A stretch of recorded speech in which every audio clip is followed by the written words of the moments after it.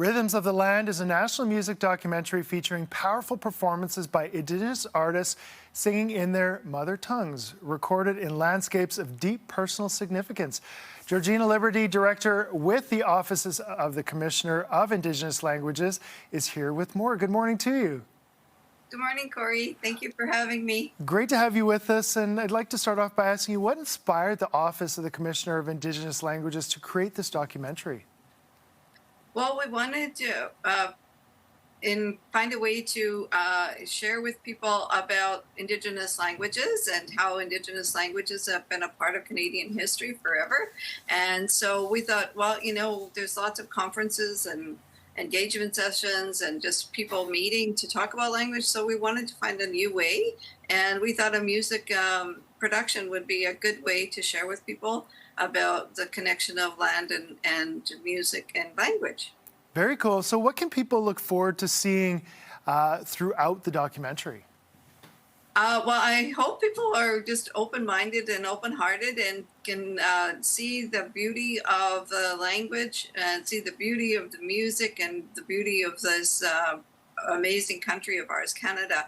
We shot coast to coast to coast across Canada to bring this production together. But what's beautiful about it was when we talked to the artists, we didn't want to do a studio production per se. We wanted to make sure that they felt comfortable.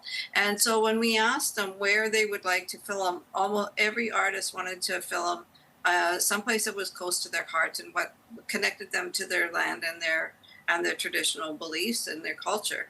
And so that's an amazing piece of this production. Well, the footage as looks well as stunning. the incredible music. Yeah. And speaking of the incredible music, what do you hope viewers will feel or experience while watching Rhythms of the Land?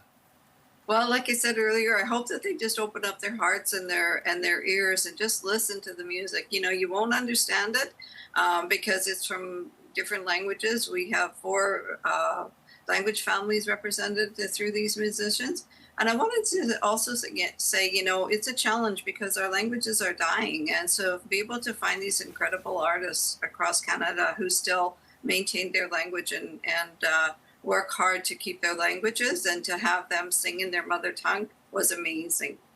So as you said, the languages are dying a bit there. How can we contribute as a viewer personally to the revitalization of Indigenous languages?